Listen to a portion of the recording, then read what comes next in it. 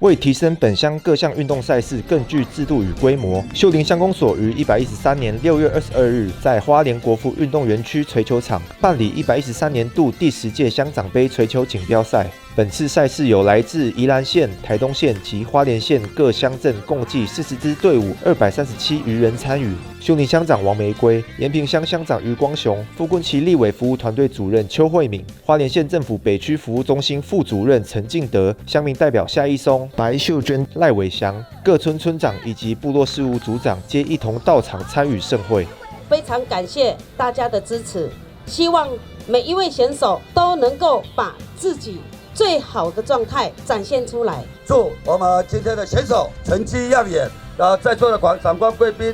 家庭幸福平安，无力量没有迷上，谢谢。太阳很热，所以我就长话短说，也预祝今天的活动可以圆满顺利，谢谢大家。代表县长祝福我们这次的活动大会能够顺利圆满成功，谢谢大家。经过1天的激烈竞争，比赛得奖队伍分别为第4名永康队、第3名梅兰队、第2名财神队、第1名劳恩队。此外，借今年为太鲁阁族正名20周年之际，客政规划举办第1届全国太鲁阁族运动会，期望借由本次球技交流的赛事，提升本乡槌球水平，让本乡槌球能够在各级赛事中再创佳绩。秀林乡公所梅宣组报道。